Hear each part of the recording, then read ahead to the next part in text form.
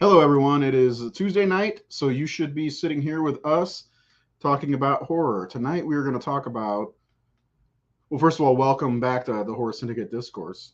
Tonight, we're going to be talking about two films again that we had never seen before. One of them's from 1979, and it's called Delirium. And Nate discovered this on a podcast, I believe, that Quentin Tarantino recommended it or something along those lines. And I think the other one is well, it's not think I know it's called Your Vice is a locked door or a locked room, and only I have the key. Which it's got to be the longest title of any film I've ever seen before, and that includes things like Lord of the Rings, The Fellowship of the Ring, and stuff like that.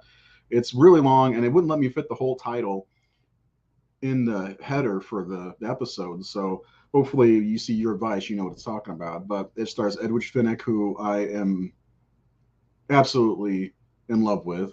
Uh, Even at 73, she's still quite beautiful. And it's directed by Sergio Martino, who I've come to really appreciate over the last few years since I've been watching more giallo and more Italian films. But bought this one. Arrow has a great edition out there, which has the English version.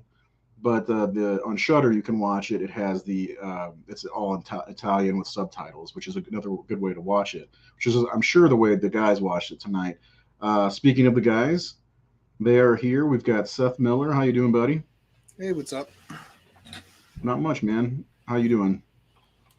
Can't complain. No, we don't want to see your junk. Keep the camera Yeah, up at right. your face. Your eyes are up here. That's right, Ray. Keep them Yeah. up.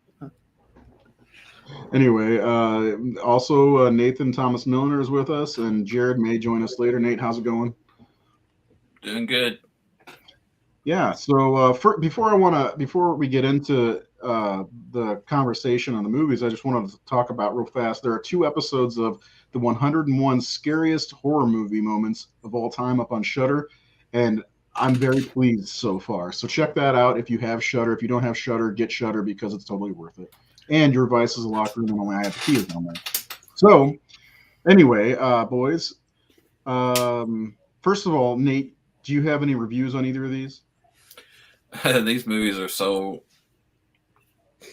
small, I guess, known that there's really not a lot of reviews. There was nothing on Delirium, no reviews at all. It was on Amazon, the VHS, but you know The VHS. the VHS, but there was Wow. nothing on it. Um, and with Your Vice, I think I have like maybe two reviews, two or three negative Okay. ones. I could do those if you want. I got them pulled up, but yeah, all I have. No, let's see. Yeah, I just have two reviews for Vice. Okay. Well, I'd like to talk about Delirium first, if you guys are okay with that, Okay. and then when we get to Your Vice, we'll do those reviews. But the first movie, I definitely want to get into talking about how weird this Delirium film is. Um, First off, I want to ask Nate again, how did you find this one?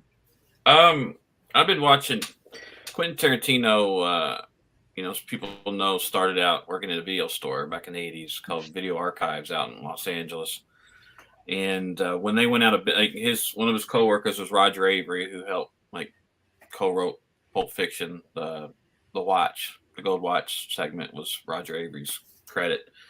And Roger's done a bunch of other stuff. He did a few movies, Killing Zoe, Rules of Attraction, the Easton Ellis novel.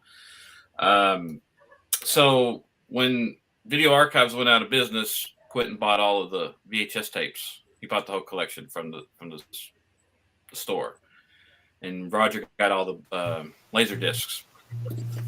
And so they started the show where they just hang out. They watch three VHS tapes from the collection, and they always try to find one they haven't seen. And Quentin had never seen Delirium, so he popped that in.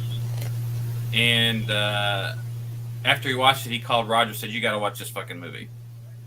And so he invited Roger over. Roger watched it and was like halfway through it, like, I don't know what the fuck Quentin sees in this movie. Like he didn't think, but it goes in such a different direction that you're not expecting. That's what Quentin was like excited about because the movie kind of takes a hard left turn of what kind of movie it is, and that's what he dug about it. So they didn't talk a whole lot about the movie. So I didn't know what to see. They said actually go in this movie without knowing anything. Don't read anything. Don't watch any trailers. Don't.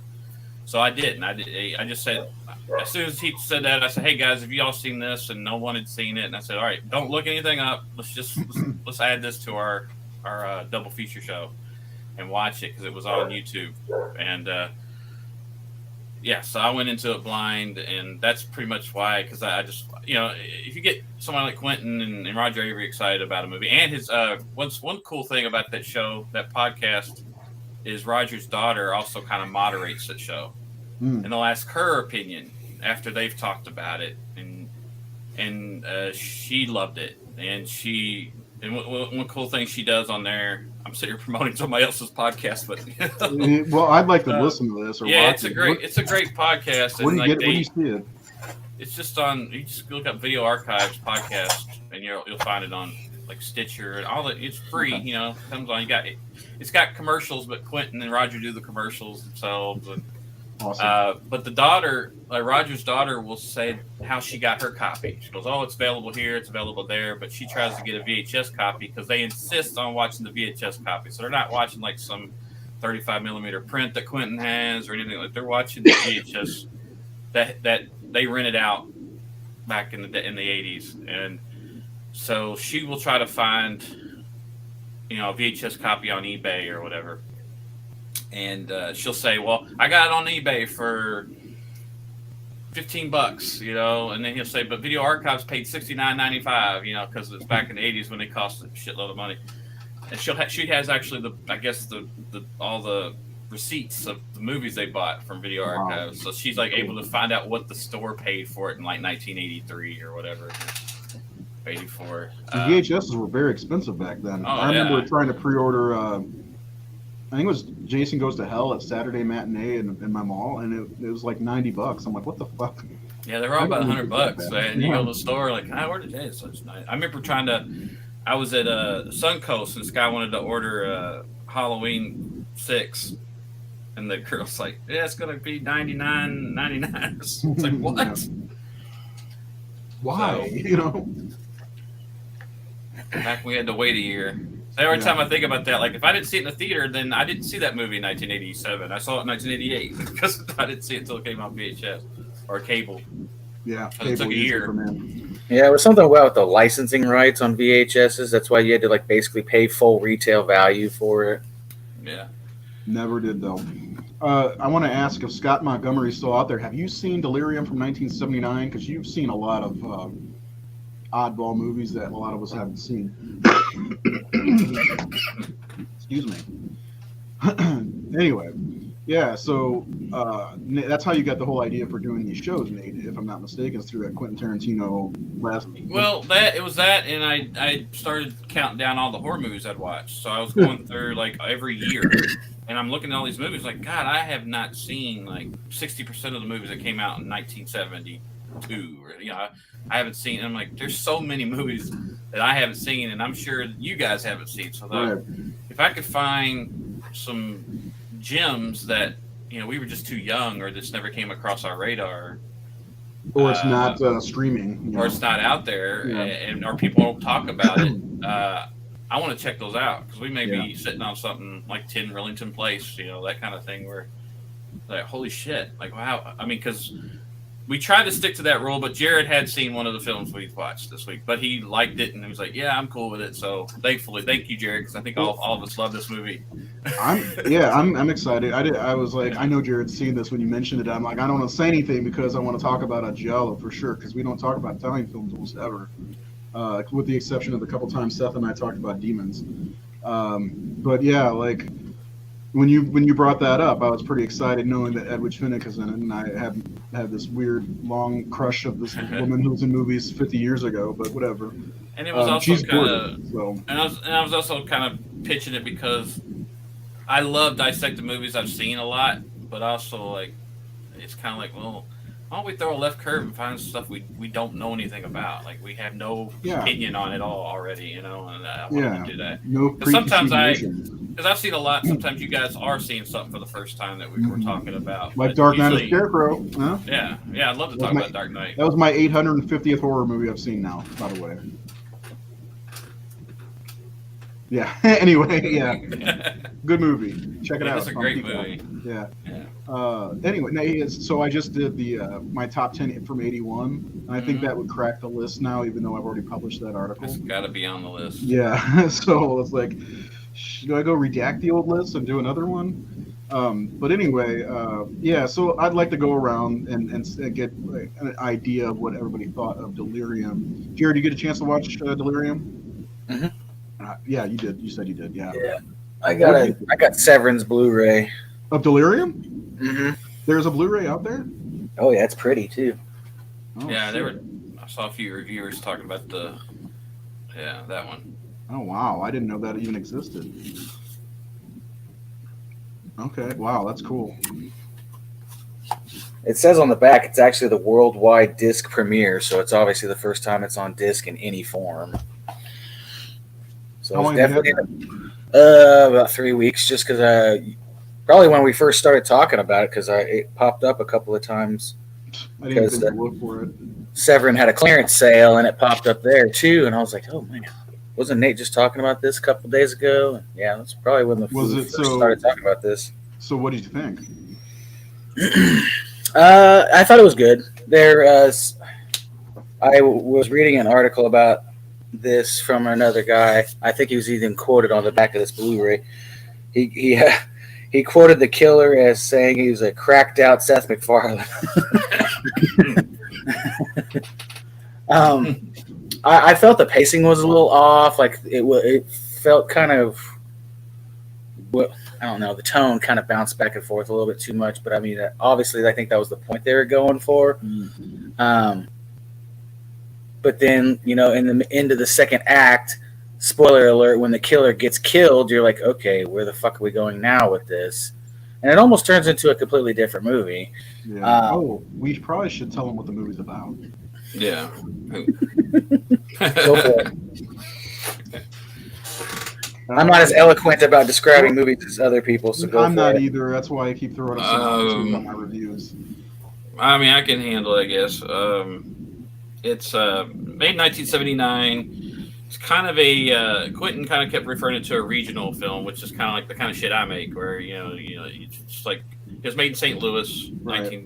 I don't know if it was made in 77. It's set in 1977, or the beginning of it is. And my bad.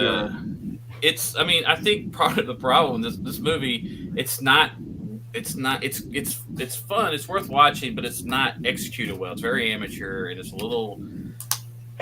it's not clear on exactly what's happened. They don't do a good job of totally explaining it, but from what I can gather, it's kind of a take on. Has anyone seen the movie The Star Chamber with Michael Douglas? Came out in '83. Mm-hmm. It's a really good movie. It's about these guys who are judges, and they decide to form a vigilante sect, basically, where like cases that they had to let someone go, but they knew they were guilty because of technicalities and all that. They decide to get together and judge, and they actually I can't remember if they go out and kill the guy or they hire someone to do, but that's kind of what I gathered from this movie, is that it's almost like that in Lethal Weapon, where instead of heroin, they're using all these Vietnam veterans to go out and kill, be vigilantes, basically. It's like if someone's been done wrong, they can hire these guys under the table to have their Vietnam veterans go out and murder like that guy that raped their daughter or something like that. So, yeah. So one of these guys that's a Vietnam veteran. There's a lot of Delirium movies out there. 2018 also. Yeah, there's this one's 1979, and this one. Yes, look for this version. The opening of the movie, or in the opening of the movie, you see them kill somebody and dump their body in the river. But as Jared was saying, it kind of feels like a slasher for the first half of the movie. It does. It really does. Yeah. You have this Vietnam veteran, one of the guys they hired, who snaps because I guess when he was in Vietnam, he had a problem with getting it up with a prostitute. She made fun of him. She made fun of him. So he goes on a date, and this has the same problem with this girl, and it reminds him of that, and he snaps, he murders her, and then he goes on just a rampage of any woman he comes across, he just fucking kills her. And it's very, I was telling the guys, like, it reminds me a lot of Friday the 13th kills. There's a lot of like pitchfork kills and spear. Like, why is there a spear in their apartment? It's a spear I know. through a door. The first one, a spear through her back. It's like, what? It's just a spear. Like, how many like girls living in together have a spear hanging on their wall? You know? But yeah, Scott, you'll like this movie. I guarantee it. Yeah, it's a fun movie, but it feels like a slasher film until you get to this other plot, because it's a police procedural where the cops come in and they're investigating the murders, and then they're kind of uncovering, that there's this whole kind of like the Star Chamber kind of thing. There's this business of men who are getting money to get rid of people, vigilante justice kind of thing. Or I don't even know if it's all vigilante. It's just be like, hey, I want this guy dead. Can you kill him? They don't. It's just really unclear what totally is about. But these guys are basically making money by offing people and having vets do the killing. And this guy snaps, and they got to try to contain him or find him before like he blows the lid off of what they're doing. I guess basically that's what I gathered from it. That's a pretty good way to describe it. Yeah, it is. I mean, that's pretty much what happens. The first, like Jared said, the first 2 acts of the movie is the guy. It's like plays like a slasher. You're looking for who. They don't know who did it. One of my favorite things whenever he picks up the hitchhiker girl and pulls over, and she decides to go skinny dipping, and she's like, "Is your penis too small?" I don't remember what she says, but she kept talking about a penis. So he gets the knife out and goes in the water, and then one of my kids comes down. Come on in, the water's nice or something. Yeah. My kids come down and they're, why doesn't you just drown her? I'm like, anyway, yeah. So Jared, did you like it, the movie? I mean, for the most part, I did. Yeah.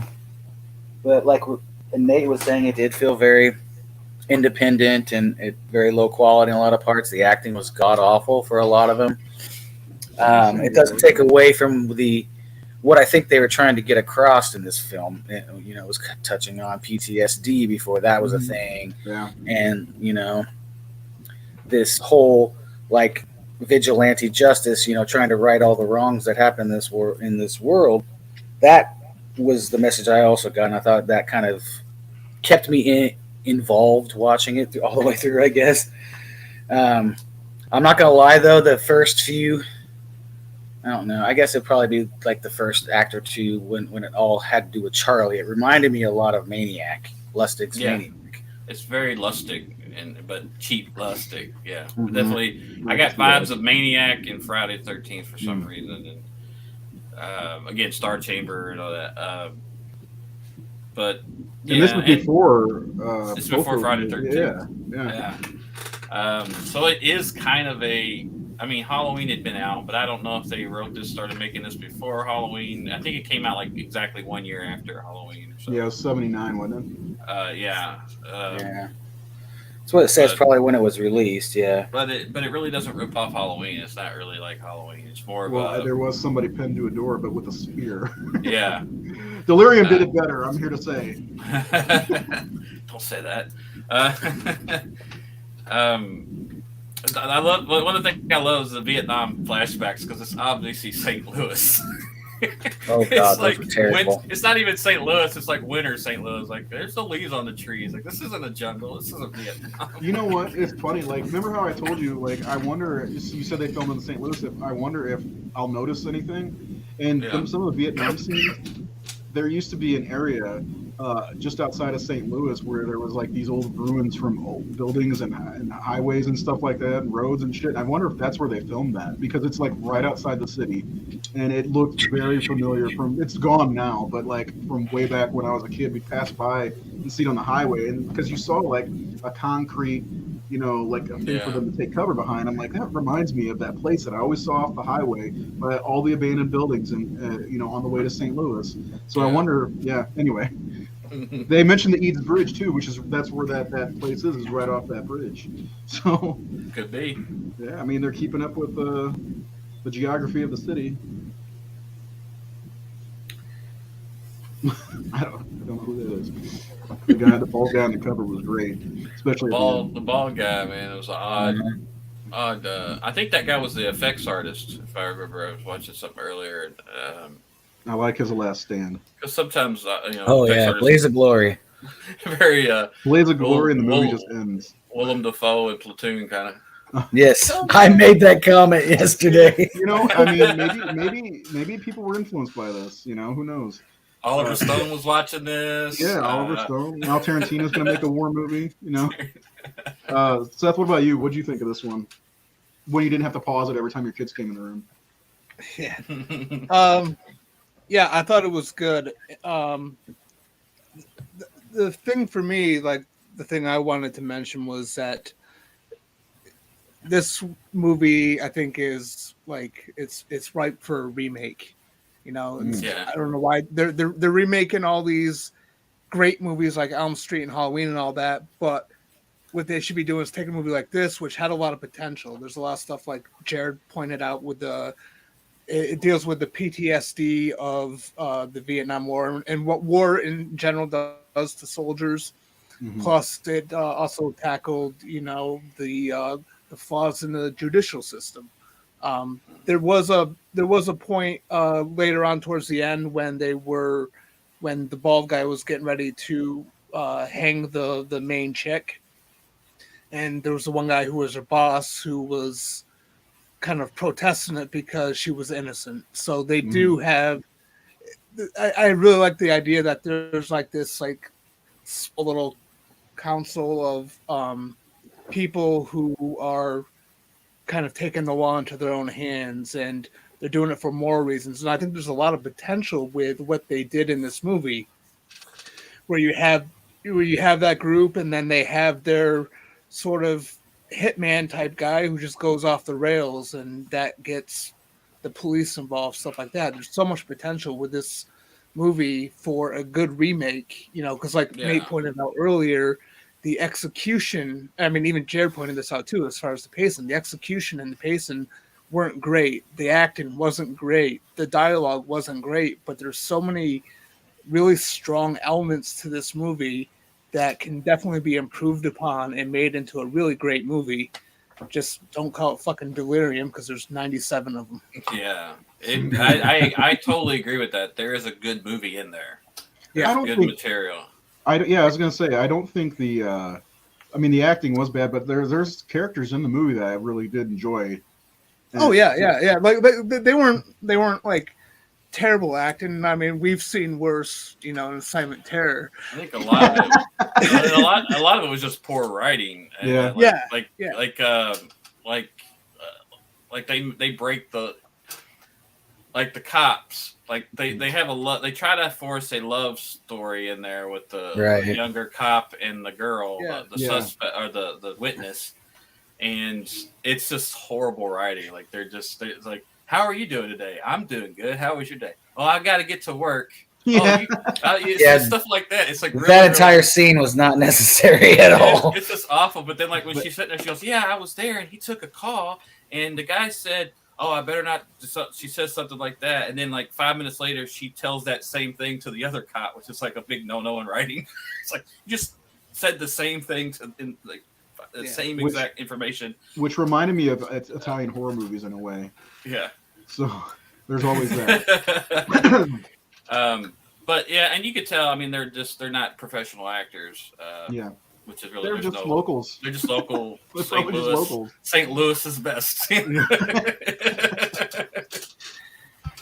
But there's some, even though it's like that way, some of the effects are really good, and they blow up a car too on a residential street. I mean, you know, like there's some things in it where it's like, okay, they had some money and they did have some experience. It's not completely devoid of talent or and apparently this guy went on to direct quite a few bigger movies. I think it's maybe in his first, but ended up working with, you know, bigger budgets and bigger talent. We all start somewhere, so yeah, but I do think, like Seth said, there's a lot of good ideas there that this could be turned into a really stronger film in better hands or better budget. Yeah. Yeah. And it caught me by surprise too, because I was expecting a slasher movie. Mm-hmm. Yeah. Well, especially when Nate said Friday the 13th, I was like, oh. Yeah, exactly. Yeah, same here. Then when they introduced that extra plot point, I was like, okay, there's something to this more than your average slasher movie. Yeah. You know, and I like that stuff. You know, I like Silent Night, Deadly Night, because I like the psychology aspect of it, and I prefer two, but whatever. That's what that's what Quentin said. He said that he almost saw this movie in the 80s at the drive-in. It was like a triple feature, and this was the last movie playing, and he didn't know much about it. It was late. He was tired, and he watched the first, 15 minutes and saw, oh, crazy guy on the loose, killing girls, boobs, all that. He just figured it's going to be the same old shit that I've seen. Said he was like, I'm too tired, and he left. So he said, I never did watch the whole movie. But so it wasn't incredible, but I do see why they were excited, because the movie does take a turn into something else. And it does have some good stuff. And again, the kills are actually fairly well. I mean, though, there's a couple where you like, oh, they're obviously breathing. They're supposed to be dead bodies. And then there's like, one of my favorites is like the girl who gets stabbed with the spear in the door. When the cops see her, it's totally just a photograph. It's not a video. Oh yeah, it was totally. It's just a stock photo, basically, of that shot. It's just her. It was even like blurred, just perfect. It was like total, like just a photograph. I noticed that too. Yeah. I'm gonna have to go back and watch that. I didn't see that scene. Now I gotta see that. I was gonna say that I also needed to go back and watch the very beginning of it when they're dropping that guy down on the bridge. Was Charlie one of those guys? It was so dark I couldn't tell. So dark. It probably was Charlie. And that's another thing that bothered me. Like, we called the Viet Cong Charlie, and like they got right named Charlie. So it's kind of like, why did they name him Charlie out of every name for a Vietnam veteran? You call him Charlie. It's like, it's really bad judgment. Just wanted to show everybody that this is on sale on Severin's our website right now. If they want to get a copy of Delirium on Blu-ray, $24 plus shipping. Yeah, Charlie uses a fuck you, Charlie. Yeah. Charlie used a fuck you, Charlie on the Charlies. There we go. It doesn't look like he went on to do a whole lot of anything of worth, except for I came across this one. There was an old PC game back in the mid-'90s that I was in love with called Phantasmagoria. Apparently, he did that video, like he directed the storyline of that video game. Cool name. That was a really cool one of those weird games on PC that it was like actually adventure, Windows 95 style. And if you want to check out the video archives, it's the other two movies they did on that episode were Moonraker and Firefox. Moonraker's awesome. Yeah. I love that movie. I love Firefox too. I don't remember Firefox though. What's that one? It's the Clint Eastwood movie where he has to steal like the stealth bomber from like the stealth new high-tech plane from the Russians or whatever. Yeah. Okay. Yeah. He has to pretend to be a Russian and sneak in and steal it. And Delirium's the movie you chose. Well. No, it's okay. This movie wasn't bad. It was like for me, it was the same thing Jared said. It was a little uneven in places, and you get that kind of twist towards the end of the movie. Like they kill the killer off early. It's like, what the fuck? Yeah. So I mean, I'm probably gonna say a lot of the same stuff about this movie. Wasn't there? Sorry. That? No, go ahead. I'll cut you off. I was gonna get into the end of the movie where it starts really like getting crazy. But go ahead, Nate. And I was just thinking, well, the girl who gets in the shower or the bathtub, wasn't she like turning the shower on at first? When she got out? I could have swore like when she first gets it, she turns the shower on. It's like a shot high, and then it's like she sits down into the tub. And what the hell? I thought she turned on the shower. I don't know. It was just something weird about it. It was off. I think I missed that. That's funny. Yeah. Lots of you boobs talked in this about movie, by the way. the guy. Yeah, a lot of boobs. The guy that played the Charlie, he looked like a methed out Seth MacFarlane, or is that what this said? Yeah, that was what the guy who did the back quote on the Severin release. He kind of reminded me of like Bob Geldof or like the guy from Heavenly Kid, the guy that played the ghost or the Heavenly angel. Kid, the angel. And then there's another moment I wanted to bring up. You talked about the hitchhiker, like. He's like not saying a fucking word. No, he didn't say anything. Shit. Like he's like driving and she's like talking to him and he's not responding. And he, like you said, he pulls over and he gets out and she like doesn't he scare? Like does he drive reckless or something? Like he scared. No, they kind of got in a wreck and he crashed off to the side. Yeah, he crashes. So like instead of like a normal person would probably like get the fuck out of there, she like comes over and starts like, I'm gonna go skinny dipping. Yeah. And it's like, what is she doing? Like, just do you want to be murdered? Is that what it is? Is he that hot? So this was also called Psycho Puppet. She thought he was Bob Geldof. And she's like, I love you in Pink Bob Floyd. Geldof. I just saw the wall. So this was also called Psycho Puppet, which I'm guessing it refers to Charlie. Yeah. Which is a good title, I think. But one of the things I wanted to bring up was this is on the Video Nasty list. Yeah. Which, if anybody doesn't know, the Video Nasty list is movies banned in the UK basically for being too grotesque and too much gore, stuff like that. We did a whole show on Video Nasties on the old show, didn't we, Jared? Yes, we did one. Mm-hmm. Yeah, which I didn't even think about this one back then, but I don't know if it deserved to be on the Video Nasties list. I think they're uptight in England. This one's pretty tame. All. It is pretty tame. Yeah, it's tamer than I thought, but at the same time, the murders, especially when he's wrestling with the girls in the water and the girl at the farm, it's pretty violent. Oh my god! I wanted to bring something up about the farm scene. Yeah. He's wrestling with the girl. Looks like he's trying to rape her. But there's two dogs just sitting there chilling behind them. They're just standing there doing nothing. Like they're not barking or like pissed off. I noticed that too. I'm like, what about these two dogs? Just That chilling. must not be her dog. Yeah. They're just playing. Aw. That's definitely a topic we could play revisit like in a all future episode for sure. Is the Video Nasties. Yeah. Well, I mean, there's like How many you've seen. I think there were 72 of them, and I went through them. I want to say I've seen maybe half of them, maybe a little bit more than half of them. But there's also there's 4 different categories. There's the ones that actually they tried to pursue lawsuits, and shit like that. So Like the Cannibal Holocaust. I think it's on the 4th level of all of them. Yeah, Cannibal Holocaust is of course the most notorious Video Nasty. But yeah, you take those movies with a grain of salt, though. Like this movie, I don't believe it even deserved to be on it. Maybe because of the physical, sexual violence, possibly. Friday the 13th was on there too. Friday the 13th. It was. I do know that the movie got a lot of controversy because of the way it depicted veterans and the military and all that. So maybe that had to do something, even though it was American politics, I guess. Just war in general, its depiction of PTSD and that veterans are psychos.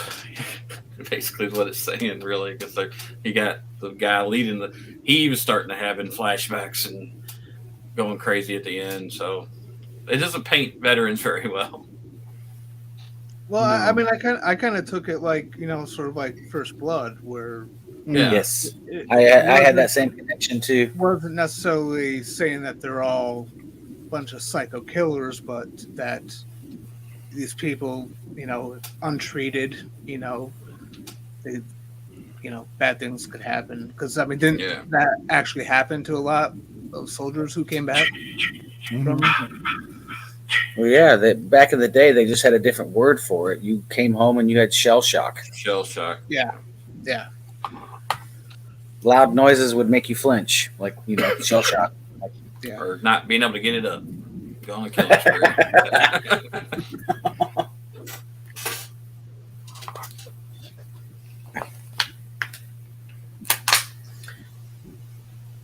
Did we look up any Amazon reviews for either of these tonight? Delirium doesn't have any. There's just nothing. Probably not surprised, really. It's on Amazon, but there was like maybe 50 reviews, and oh no, actually I'm wrong. It's like a handful, and there's nothing really said about it. So I don't have anything on that one. It's garbage. So this one, trash. Delirium is on the non-prosecuted films list. Sorry, that's what I was doing, was looking that up. And I've seen 21 of the first 72 video nasties. Anyway, yeah, I feel like this movie is very underseen because it's first of all released by Severin for the first time on disc, and discs have been around for 25 years almost, and between DVD and Blu-ray and 4K, and then it is on YouTube available to watch, which actually looked really good on my TV. Yeah, it did look good. Yeah, I was surprised at how good it looked. There's one version on YouTube. It's awful looking. So if you're the watching second one, they used the tricky something or other. Yeah, tacky trib something. Yeah, If you watch that one, you have to put in your age because it's age restricted, but it's actually looks really good. Yeah, there were 4 sets of boobs. But sets, I like saying that. I keep calling them sets. But anyway, yeah. So this reminds me of old Steve Martin stand-up. There must be 25 titties in this room. 25. Where's the 26th in that? Yeah, right. Or somebody's got 3. So anyway, we're about the halfway point of the show. Is there anything else we want to say about this movie, and then we'll do the recommend or not recommend? So we get anything else? Nate, did you really get to say how you felt about it? I think it's worth a watch. It's a sleazy little late 70s, early kind of slasher, but like I said, William Lustig type of kind of, because William Lustig also made a movie. If you took like William Lustig's Maniac and William Lustig's Vigilante and put them together, you have a shitty version of that. It's what you have, but not shitty enough that you can't watch it and have fun with it. But Vigilante's another. I think I brought that up on the show, where Robert Forster's family is killed, and he teams up with Fred Williamson and somebody else, I can't remember, and they start a little vigilante pact where because the guys get off from killing his family, they don't go to prison, so he joins those and they go out and kill those guys. And good movie. Came out the same day like Return of the Jedi did, so no one saw it. Oh shit. I got the Return of the Jedi shirt on it. All right. So let's do. So you recommend it then, Nate? I would recommend it. It's free on YouTube. Why not? Yeah. It's like 90 minutes. Give it a try. Yeah, I am going to second that. I'd recommend it. I'm not 100% sure if I'm going to buy it, but it's definitely worth watching it for free. What's that? I'm not going to buy it. No. Yeah. That's the last time I watched it. I was going to say, I bought it before I watched it. So, Jared, to you, what do you recommend it? Are you upset that you bought it? I'm upset what I paid for it. Let's put it that way. Because it was about $20. I don't think that is worth the price of admission. But yes, I do. If you're looking for a like afternoon matinee and you don't have any money to spend on YouTube, yes, I would definitely give this one a go, because it's not terrible. Like we said, the acting's not great or anything like that, but there are a lot of things to be said in this movie that they're trying to say, and some of it falls flat and some of it goes out in a blaze of glory. Yeah, the ending was pretty outrageous. I like the ending. I liked a lot of the movie, but yeah, like Nate said, this is probably the last time I'll watch this one. Seth, what about you? Yeah, I recommend it. Like I said, it's got some interesting stuff in there, and it was a fun time for the most part. It's 90 minutes. It's free on YouTube. I mean, your time's not that precious. Go watch it. Yeah, so I just I sent you guys the link to the Wikipedia video nasty if you want to check that out. Yeah, And there's like put it 72 movies on there. There's a lot more. They're not all considered video nasty, but it's an interesting list of what all they were trying to get prosecuted. What movies in England? A bunch of uptight people. But anyway, yeah. So Delirium was fun. Check it out. It's available on YouTube to watch currently for free. So 90 minutes. Go watch it. Add it to your list of horror movies you've seen. Scott, I think you'll definitely like it if you're still out there. The next movie we're talking about is Edwige Fenech's, Sergio Martino, I should say. Your vice is a locked room and only I have the key. And she is just heavenly. Oh my god. And I like how you snapshot the only part of that scene that did not show her tits. I know.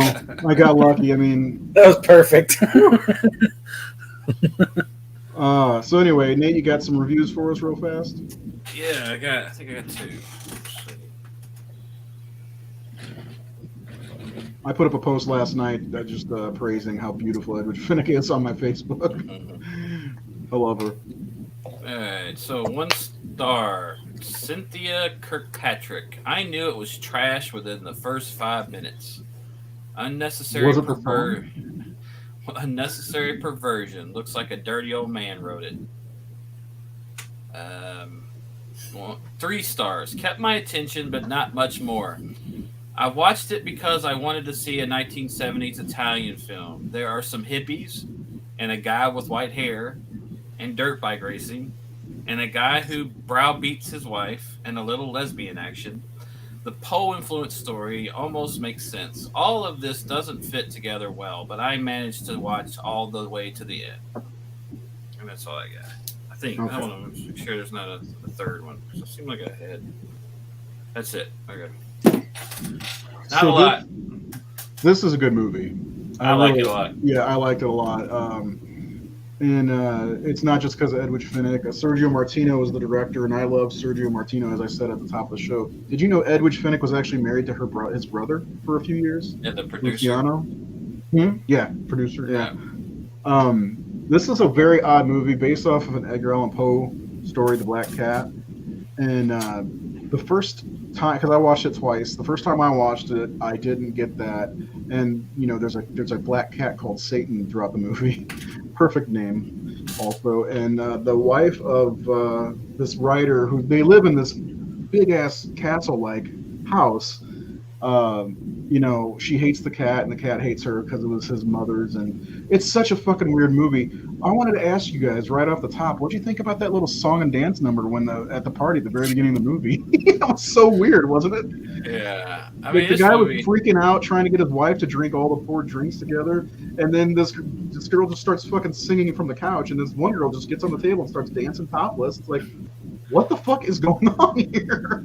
This movie is extremely interesting. It is. All the characters are. We could dissect them all and talk about each one of them for about an hour. There's not really a good person in the movie, maybe other than the old bad garbage lady or something. Or maybe the dirt biker guy is a good guy. The dirt biker guy, yeah. Although he's trying to have adultery with anybody. He's a guy. Yeah, he's a guy. Yeah. But yeah, there's a lot going on. At least the Black Cat, which has always been maybe my favorite Edgar Allan Poe. It's short, I always love that story, and it also made me think of his other one, the Cask Amontillado, a lot because they had the wine cellar and the revenge plot and the wall. Going on. Yeah. That's one of my favorite shorts.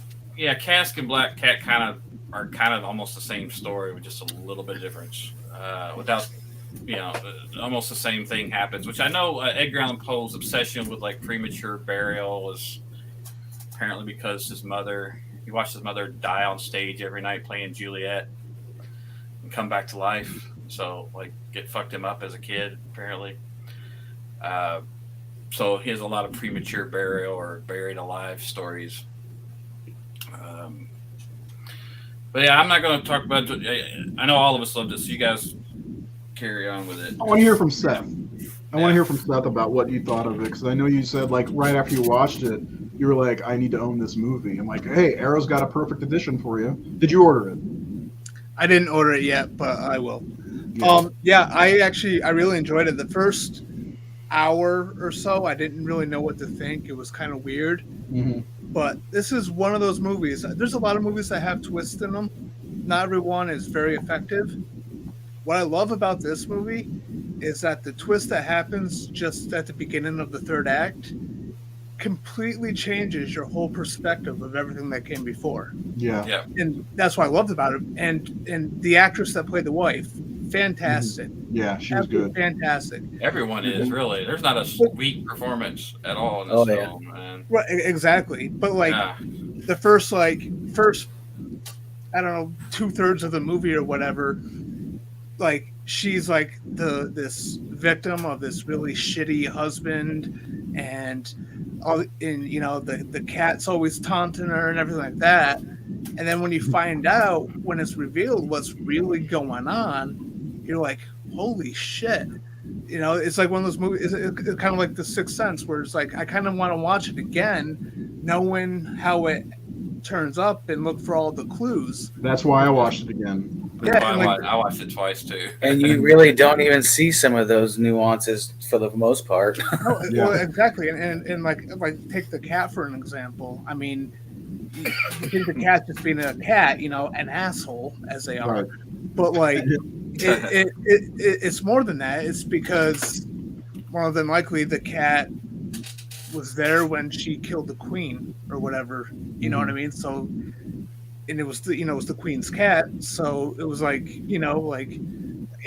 animosity because of that. I just think it was when that twist happened, it really kind of pulled me in, because and then everything that happened after that, like when she brought that one guy that was helping her up onto the cliff. Oh, that was great. Yeah. I went back to that conversation that she had with at the picnic. Yeah. And she would have gotten away with it too if it wasn't for that meddling cat. Yeah. You need to watch more giallos if you like a good twist and some sleaze. Which I know you love sleaze, especially if Amber's watching. I'm just joking. Well, this is one of the best I've ever seen. Like I prefer this guy's. I guess would his biggest title be Torso? Yes. Probably. You think so? Yeah, I guess it's the most well known. Yeah. It's most well known. I like this so much more than Torso. But you can tell this was the movie he did right before Torso. Mm-hmm. So he was kind of like ramping up his chops a little bit, because I watched it. I have the Arrow release. Eli Roth did a nice little like side commentary special feature about it, and for Torso, he made it was about this movie, but he brought in Torso. He was talking about just Sergio Martino as a director, and he made this interesting comment at the beginning of Torso. There is this very vague and blurry sexual scene going on during the credits, just like at the beginning of Your Vice. And he's like, you kind of see, like, basically he was just describing, you can kind of see Martino's evolution to what would have been Torso, like his big movie, I guess. I can see that, yeah. I think I'm just gonna say I love Sergio Martino's works, the ones I've seen, The Strange Vice and Mrs. Ward, and he loves casting Edwige Fenech also. But Your Vice is a really good. But All the Colors of the Dark is my favorite of the Martino movies, so you check that one out if you ever get the chance. But yeah, this is probably his best movie overall. Torso, I guess, is the one that gets talked about the most because it's more of a slasher. It kind of feels like an early. Like I even did artwork for that one. Oh, you did? In France, I think. I'm gonna need to see that at some point. That's not my best work, but I did one for it. Is it a Blu-ray cover? Yeah, it's like the killer with the mask. He's holding the bone, the hacksaw. Oh, I see. It's with yellow background. Yellow background. It's really basic and Of the ones I've seen, this is my favorite of his. It's just like everyone's got this motive, which you're supposed to have in stories, but everyone has this. Everyone's lying to each other, but then and they does such a good job of painting the guy. He is a piece of shit. I mean, he's not a good guy, but he's not really who we should be too concerned with as far as who's really the villains of the story. But they paint the picture like he is the villain of the story. Yeah, they make him as very disgusting. Clearly too. Like you said, he just treats her like shit. He's openly fucking other people, and by the way, this is it. Yeah. Oliverio. And I guess he's a. Do you think he got? I guess he got his wealth from his mother or his family, but also like he used to be. He's a writer too. He's a writer, and it seems like he hasn't had a hit in years. He's impotent. No, he hasn't written anything in 3 years. Yeah. Yeah. Yep. So he's dealing. So to piggyback on that thing. So maybe to piggyback on that thing about him. Sorry, I keep interrupting you. No, I do. I interrupt everyone. Yeah, go ahead, Jared. I just feel like I'm going to forget what I want to say sometimes. That's kind of why I do it, because it'll be gone. Yeah, to be fair. Yeah, to be fair. But like when they go into his writing room, the only things he's been writing is literally Jack Torrance fucking literature. Yeah. Like same words over and over and over and over again. Like I noticed that. That's the only thing I wanted to get out. There's so much The Shining in the movie. It's wild because not only that, he dresses like Torrance. He's got the sweater on. And then there's the scene with the doves. Yeah, and there's a scene with the doves where he attacks her. He rapes her in the little dove pit or whatever. He's got like a red cardigan on with a blue plaid shirt underneath. It looks like Jack Torrance's red jacket with the. Where he's at the end of the movie. It's like really like holy shit, man. He's typing and again the repeated words, vengeance. Like there's so much Shining in this movie. It's weird. And this is what before The Shining. Before The Shining, even before King wrote it. Before the book. Yeah, it's wild. I didn't think I'm gonna have to watch it again. Thanks, Nate. Because I didn't notice anything. And I do like this guy. I don't know his name. The guy that played the writer. I knew him from the spaghetti westerns, like Good, the Bad, Luigi and Ugly. Pistilli. He was in the Good, the Bad, and Ugly for just a few dollars more. Yeah. The Death Rides a Horse. The Big Silence or the Great Silence. So I knew that guy's face. And he was like, "What? Wow, I haven't seen this guy do something like that. I've seen him in the westerns all the time. He's got a great look because Leone was good at getting people with great faces and great look, and he has this really, and he's good. Like I said, everybody's really good in this movie. The performances are all very strong.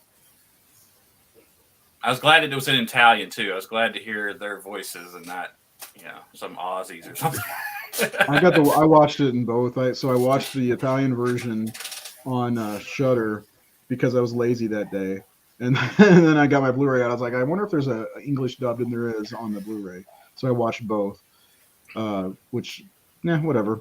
The Italian version's a little bit better because you get the more emotion. You get their performance in the Italian version versus the dubbed version. So, yeah. That's all I got to say about that. So everybody liked this one. I'm glad to hear that.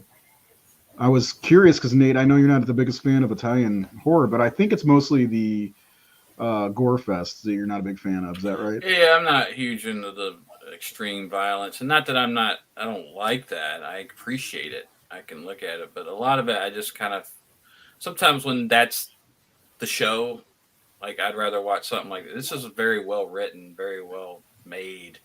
More substance. The shots, a lot of the shot choices. I mean, someone like Argento, I can appreciate. He's so fucking good. He's such an artist, such a visionary. Yeah. and this, the music just marries so well with these images, but this movie has some really great images and imagery, and but it's what really sold me on this was the story and the complexity of it and the layering and how everyone's got this motive that we don't know, and everyone's playing each other, and it's everyone really, everyone has every single person, yeah. And even when you don't think, when someone's just a victim or they've been plotting, like, when it all comes out, and then you're like, oh, who killed who? And then there's like different ones, because some of the murders aren't connected to the to the main thing, or there's all these like consequences. Oh, we can't go to the cops because we're under suspicion for murder, so let's bury this body. And it's like all these crazy things. It's very Poe. There's even a little the pendulum in there, because she's trying to drive him mad. She's having an affair, and that was in the pendulum. Barbara Steele's character in the Corman version was trying to drive Vincent Price mad, and Vincent Price kind of has this connection to his parents, and this guy's got this connection to his mother. There's a lot of incest shit going on. There's like, he slept with his mother, he sleeps with his niece, he sleeps with, it's just some real depravity shit going on, and they don't hold back. It just keeps the niece is sleeping with everybody, sleeping with the husband, sleeping with the wife, his aunt, his uncle, the dirtbag guy. The dirtbag guy. She's the 2-bit whore. But I love that line. You 2-bit whore goes, it's a good 2-bit spent or something, or worth it. Or something. Yeah. 2-bit well spent. Yeah. 2 bits well spent. And then you got that whole thing with the cop. I like the cop. And you got that great Edgar Allan Poe Black Cat ending, the way it always plays out. Well, the two things I really wanted to talk about with this one is the very end, and the twist with Edwige Fenech and what happens with the husband. You think that what's happening, and then you find out that she's played them both, or so she thought. And I thought that was very good, and it was great that one of my favorite parts of the movie, and was how the wife was playing, like how the way she played people, like, can you just stay the night? Don't leave till morning, and it was part of her plan, because Edwige Fenech's character is going to leave that night, and it would have messed everything up, and I loved that. But the best part was right after she pushes the guy off the cliff, she comes home and the cops are there, and it was about animal abuse, and they were just going to let it go, and she gets cocky like the guy in the Black Cat. Says, come on in. This wall's solid, Yeah, you hear the cat through the wall. Yeah. Well, then the best part though, like about that, is they get to the basement and they don't hear it anymore. And then as they're going back up the steps, you hear the cat again, and that's when it's such a great fucking ending to that movie. Like, it's got to be one of the best Italian films. That's why it's one of my favorite Poe stories, and it's kind of like the stuff that Hitchcock did too. There's got a lot of that. We're just connecting dots, setting down things, laying down, peppering that things are going to pay off. They set things off like that. Where like she said, she keeps hearing, she eavesdrops, she finds out, and you're like, why isn't she more angry? Because her husband's sleeping with this woman, or sleeping. It's like, well, he's been doing this forever. She's been spending, because she says, I've waited years. I plotted, even when her mother-in-law was still alive. She was plotting this, getting this revenge, and trying to drive him. Yeah, and she was all in it. And then she finally just snaps because she thinks he's going to kill her. And I don't even know if he was. I don't think he was going to kill her. I think Edwige opened that wall. Is that what happened? You think? I think so. Yeah, she knew she would kill him.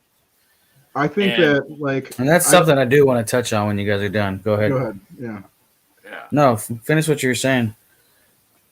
That's all I was saying. I okay. That there's so many.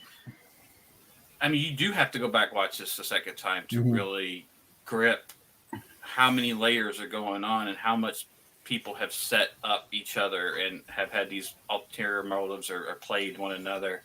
And again, going back to the filmmaking, one of my favorite sequences is the motorcycle accident. The way they cut to the billboard, I really love his filmmaking, his editing, and choices in that sequence. I just really like. Oh, you're gonna have to watch more then. You have to watch. I'll have to watch more of his movies because I never loved Torso personally. But I want to see his other ones because I did really like this one. So to piggyback on what you were saying, Nate, about how everybody seems to know a lot about what's going on with each other, the Eli Roth special commentary, it wasn't a commentary, it was a special feature thing, the Eli Roth one, where he actually brought up the idea that maybe Floriana Edwige was not really the niece after all, and she just knew what the fuck was going on and just kind of played both sides. I'd seen her since she was a little girl, right? Exactly.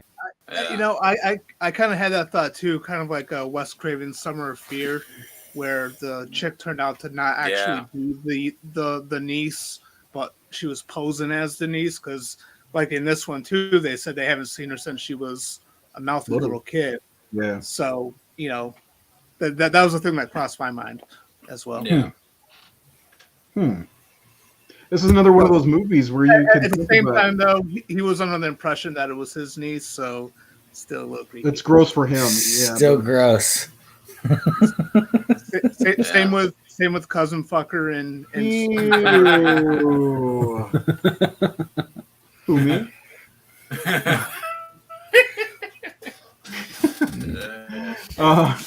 No, like this is just like we talked about a few of these movies where it's almost open to interpretation. Like what was it, The Haunting and The Innocents, where definitely The Innocents, yeah, especially The Innocents. But like, yeah, I never thought about that she could. I mean, so going back to when she arrives, you remember they show somebody bending over the blonde hooker. It's what was the point of that? You know, because to reveal that the girl in the beginning was killed by that guy, he was killing other people. Okay, but maybe the wife saw, well, there's a way to frame my husband or to drive him nuts, and it's just all really cool how that all plays into, because that's what I said. Like, is this guy capable of murder? I kind of don't think he is. I don't think so either. I think he's talking. I think he's too drunk all the time. Yeah, and I don't think he kills anybody. And the only thing he does is like cover up a murder because he knows that he'll go to prison because they think he may have killed the girl that he was having an affair with already. And they'll say, well, you were probably fucking your maid too. And did he sleep with her at any point? Yeah, he did, didn't he? No, but you probably got the vibe, yeah. Yeah. Or he's at least tried. I mean, at the beginning of the movie, she was laying on his lap when his wife walked in, and his mom in his mom's dress. Well, he was groping her at the very beginning of the movie, like fucking Gabriel Byrne did in End of Days when he saw that lady, he grabbed her tit and started making out with her. Anyway, what else? I just have a fun fact. That's all I got left. What do you got? The spray paint gray-haired guy. Yeah. His name is Ivan Razumov, and he was in a bunch of spaghetti westerns, and most notably, he was the cult leader in Eaten Alive. Oh. Really? Yeah. The guy. He's also the guy from The Man from Deep River, right? Possibly. He's been in a ton of shit. I was looking him up. If it's the guy I'm thinking of, he's in a. Because I thought he looked familiar. And he's really good too, because he doesn't have a lot to do in the movie, but just his performance, just lighting the cigarette and throwing the match on the oil or gasoline or whatever. I was just watching his performance because it's silent, but I can say, like, that's a guy who knows how to act. Like, there's something like he was totally in control of his craft. Like, it wasn't like just even though he doesn't have a big part, he gave it all. Like, he's doing his job right. Like, just being there and being in the moment of it's a diabolical murder. I mean, he's killed them and he's gonna burn the bodies. And again, I love I go back to the editing, but some of those shots, like the blood splatter on the heart on the billboard, and then it cuts to her laying there and the blood coming down her cheek from her mouth. Yes, he is from The Man from Deep River. Yeah, okay. I thought so. He's also in All the Colors of the Dark. Yes. Go ahead. Sorry, Nate. But yeah, like I just I don't know. I just really I didn't fully appreciate it the first watch. I did, but I didn't. But I really wanted to see it again. And the second one, I was like, okay, yeah, this is a strong movie. It's a it's definitely a watch it twice movie. Because you're just not gonna. It's like I love movies like that where you go back and go, oh shit, and you like people shit on Shutter Island. Of course, the twist is kind of easy to figure out. I'm not going to ruin it for anybody because it's a newer film, but I mean, when you go back and watch Shutter Island again, you see that all the actors and Scorsese and all that have made sure that everything is supported in the performances, where all the actors are playing it the way that reality is, like what is really happening. They're playing it that way, and it's all there. And when you go back and watch it, you go, holy shit, man! Like, how do you hide that? Like, it's just master. That's you're Scorsese. You're able to hide that shit, but it's right there in front of you the whole time. So I love stuff like that. I love filming like that. Yeah, and I'm thinking more about watching this again. Thinking about, I keep going back in my head to the Edwige character not being their actual. Of course. Well, I mean, I can't help that I'm obsessed. But like, I mean, that was the only reason I think I bought that before we were going to talk about it, because I had heard it, and it's a Sergio Martino, and I like his stuff. You guys should really watch All the Colors of the Dark. It's so weird. Have you seen that one, Jared? Actually, no, I have not. It might be up for topics of discussion sometime, because it's a really bizarre movie, and Razumov and Edwige Fenech are both in it. Sergio Martino is like Quentin Tarantino, likes to have the same people in his movies. I wonder if Tarantino saw this one. I'm sure he's seen this. Yeah, but yeah, like this, that's one of the things about Shudder that I love, and I think people need to really get on board with Shudder. Is there's a lot of these Italian horror movies, the giallo especially, that nobody ever sees or talks about. There's this one, like I said earlier, the case of or the Vice of Mrs. Ward. What's that one that you like, Jared? I think that one's on Prime too. It's a good one too. It's Edwige Fenech, of course. Sorry. And then there's a movie called I think it's called Whatever Happened to Solange, which is a good one. I've heard of that one. There's a lot of good giallo on there, and I mean giallos are I feel like they're the really early.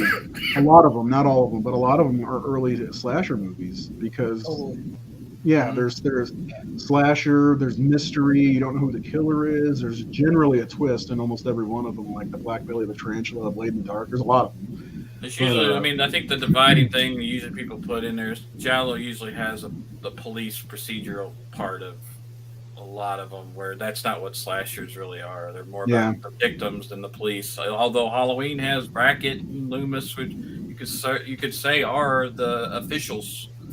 Nightmare on Elm Street, I mean, it's considered a slasher. And John Saxon, who's in Tenebra.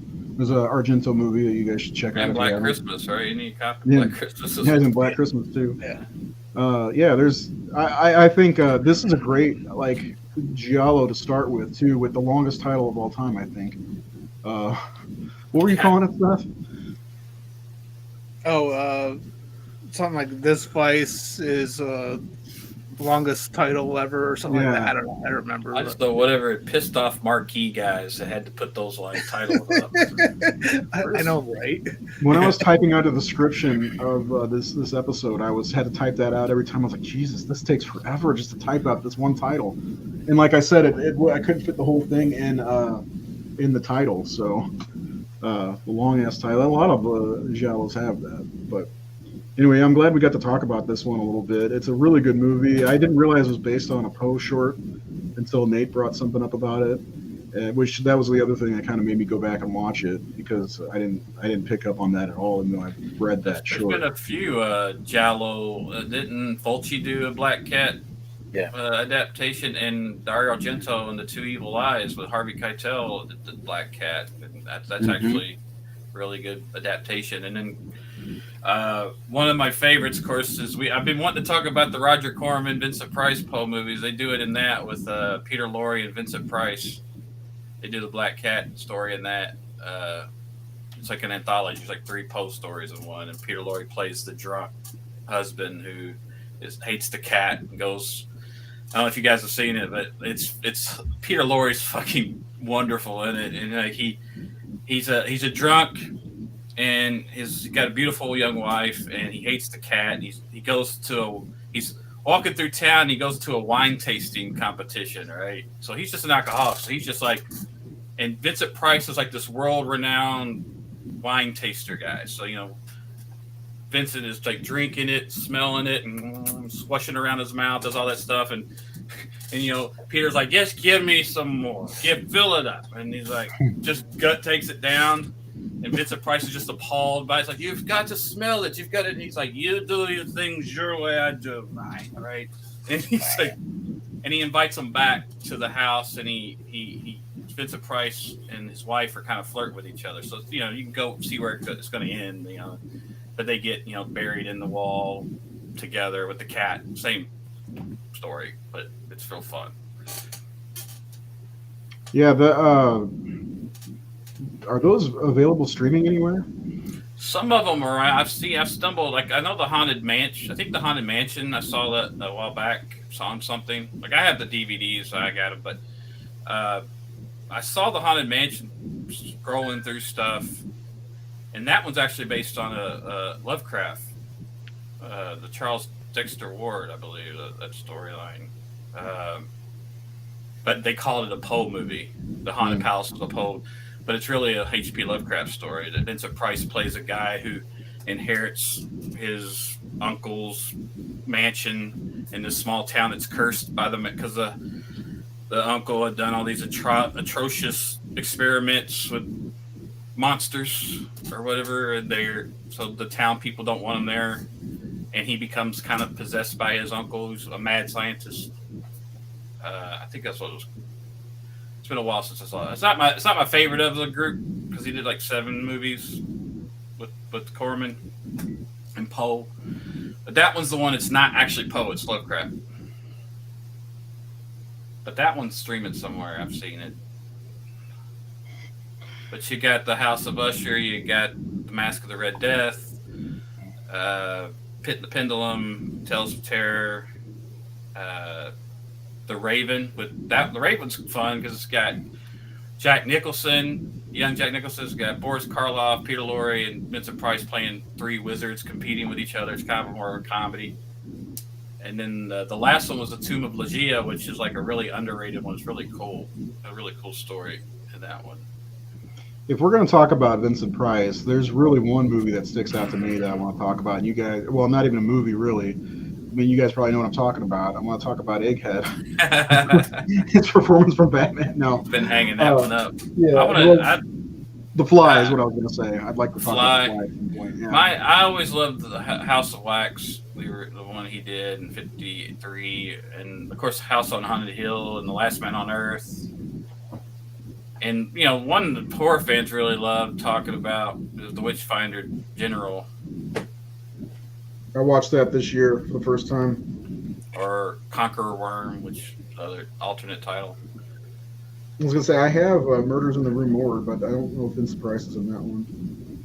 I got House of Wax on VHS. I love that movie. I remember the first time I saw House of Wax, it was on like USA or TCM, and Tim Burton was introducing it. I remember. And they said, "Why do you want to recommend this movie?" He goes, "I try to get schools like history teachers to show this in class because of all the it's got like an Anne Boleyn, like the wax figures are all historical figures, and so I just love that movie. I think it's just got a great atmosphere, and Vincent Price goes for it, and you got young Charles Bronson as his assistant. Plus, there's an excellent remake that Paris Hilton was in. What was that? And you got Morticia Addams was in it. Really? Yeah.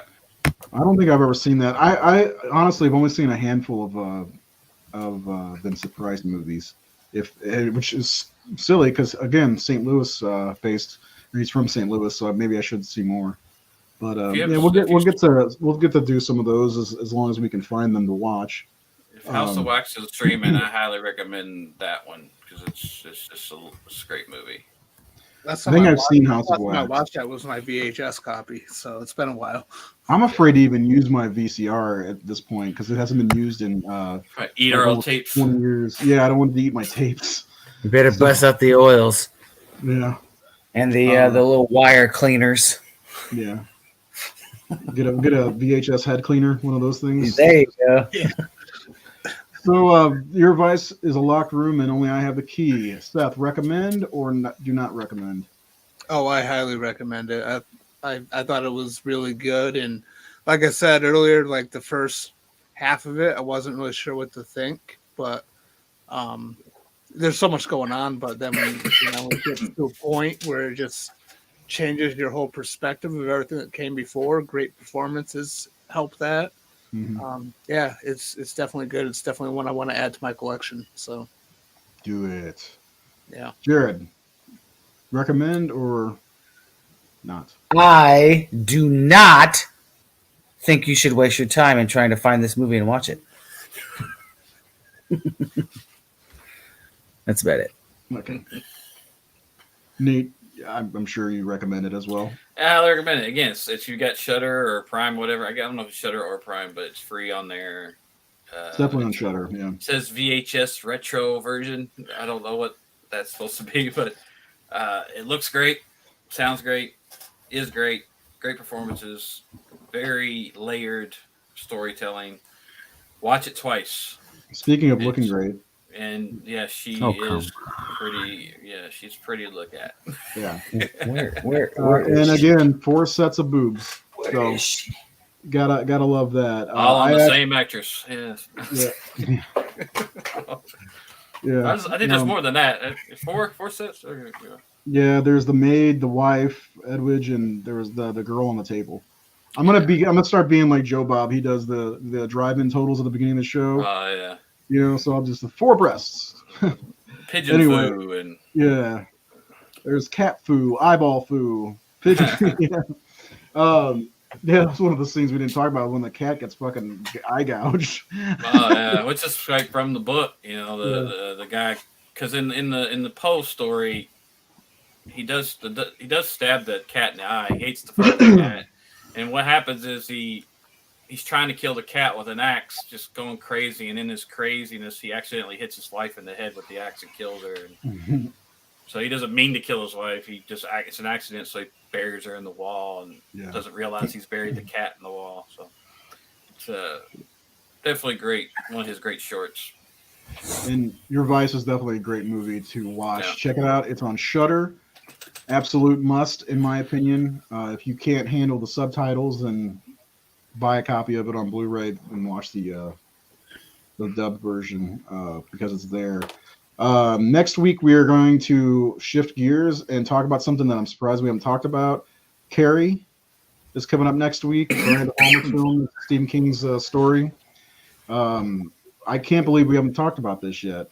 I know I love it. I'm assuming I know Nate does too. I'm assuming everybody likes Carrie. So it'll be fun to watch it again. I haven't watched it in years. It's a masterpiece, man. It doesn't really.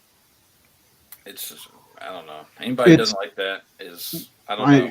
I mean, there's a lot to this movie. Well directed, but one of the things I always take away from this movie is how well it's casted. It's casted to perfection, in my opinion. Piper Laurie is fantastic. Sissy Spacek, it's a really good. Absolute legend horror film. So. Travolta's a little shaky there. Oh, Nancy! I told you, right? I told you. I mean, that's him always, though, right? He's really overacted in that one. But yeah, it's Devil's Range, John Travolta. I think we might touch on the other two as well. 2002's and the 2013, which I actually do like the 2013 one. If you guys want to touch on those slightly, but I definitely want to dig into Carrie next. Out of the other Carrie movies, I like The Rage. I like that one. I like that one too. I was there. I saw it in the theater. Yeah. I was there. I was there. Yeah, I did. That was actually my first DVD. I think it was the Really? Rage. Yeah. I I got late to DVD because I was like, I got all these VHS. I'm not little. Yeah. What are DVDs? What is this baloney? Same thing. Well, we know what happened to me was the first DVD I ever watched. It was in like this big ass DVD player. It was like that, like an old stereo, and one of the discs went all like it showed all the what are they called? Like this, they like Divx. gift and it froze and you saw all these digitized and like what the fuck? Yeah, I don't want to watch stuff like this. I want to. I have no problem with VHS. Like Circuit City, like what the fuck are these? Yeah, they didn't last long. Like, VCRs eating my movies, but whatever. Yeah. But yeah, anyway, I'm excited to talk about Carrie. I am gonna probably watch the 2013. I didn't care for the TV movie all that much with Angela Pettis. Is that Bettis? Bettis. Yeah. Bettis. I heard that's more close to the book, but I remember my problem with the Chloe, because that's the thing, like that's how good the Palmas is, because Chloe and Julianne especially Julianne Moore, are amazing. Like Julianne's an amazing actress, one of the greatest of all time. I'd put her in the top 10 actresses ever in many ways. And it's just Piper and Sissy are so fucking good in 1976's movie. It's just hard to, because it's just like seeing someone try to do that. It's like seeing a really great play and then going a couple of years later and seeing good actors play the same part. But it's still not Olivier, or it's still not Yeah. Somebody already did it perfect, and it's. But so I guess I like Rage because it's not the same fucking story. It's different material and it's different characters and it's different.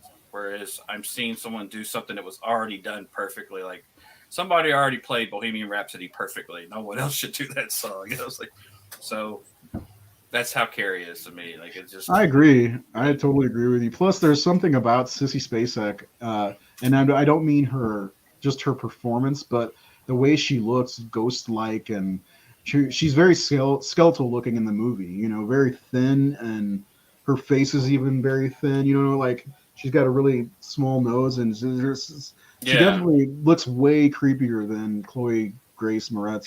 Chloe's too pretty. I mean, she's because Sissy's really pretty, but the thing with Chloe is like, my biggest beef with that remake was we are in a time where bullying is a whole other beast with the internet and all that, and they didn't touch on that at all. They didn't. They could have really pushed the bullying thing to a whole new level where, back in 1976, if you were bullied, it was a contained thing, but now the whole fucking world can see people making fun of you. And, I was just reading, I hate that. This is terrifying. On Real Time, they were talking about since 2013, since social media went on the phone, girls hurting themselves and cutting themselves has gone up 80%. Oh, really? Yeah, and they said that this guy who's giving these statistics said, I'd rather give my 15-year-old daughter a bottle of Jack and some weed instead of Instagram. Because it's good.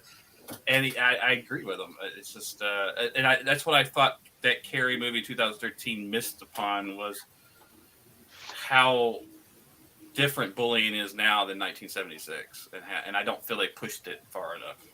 I think it was a missed opportunity to capture what's happening with teenagers today. Yeah, well, I mean, the crazy thing about that too is, like, I mean, even in 2013, it's not as bad as it is now. no, yeah, you're right. And even then, I thought it was, and I'm like, yeah.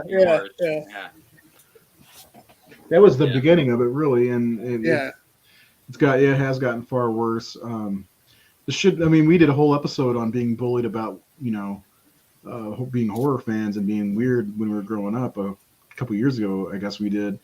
And we're not teenage girls, so some of us are. Some of us. Jeez, guys. Jared's got the hair for it. But I'm really looking forward to talking about Carrie. I just pulled my Blu-ray copy out. I almost watched it yesterday instead of Delirium because I'm ready to watch Carrie. It's been a while. I think I'm going to show it to Helena for the first time. I've kept my mom kept me away from seeing it till I was 13 because of the beginning. She didn't want to explain. Yeah, she didn't want to explain that to me, which I don't. Plug it up. Yeah, I was like, because when I watched it, I was 13. I remember we rented it, and I was like, "What does plug it up mean? What's she plugging up?" And she's got her hands in with blood and stuff, and she's like, "Oh, I knew I didn't want to tell you what this is," and that's how I learned about periods. So, thank you, Carrie. But I'm really looking forward to it. I'm definitely going to watch The Rage because it's all the rage, and the 2013 one for sure. I got to find them though. I can't find it. It's like Chopping Mall. Where the fuck is Chopping Mall?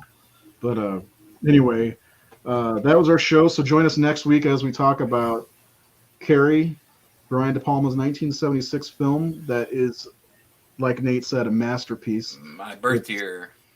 There you go. Is it your favorite horror movie from the year you were born? Yep. Mine's The Shining. You got me beat. Well, I mean 1980. Seth, what about you? 1983. It's a tie between Psycho 2 and Christine. Ooh, okay. Mine's another Carpenter one. The Thing. Awesome. Well, Carpenter and King all over our list. So our favorites from the year we were born. Anyway, that'd be a fun show. Talking about the movies that came out the year we were born. Do like a 76 episode, an 80 episode, 82, 83. Because 83 was the leanest year of 80s horror. I found that out. Yeah. Doing my lists. So anyway, that's it. We'll be talking about Carrie next week. It's going to be a lot of fun. I'm really, really, really looking forward to talking to Carrie. I did not show this, so there's that. Yeah. Got to keep the streak alive. Anyway, for Nate, Seth, and Jared, have a great night. Enjoy watching some horror this weekend. Make sure you watch Carrie so you can come back and hang out with us and talk to us while we're live because we like that. I do anyway. Have a great weekend. Love you.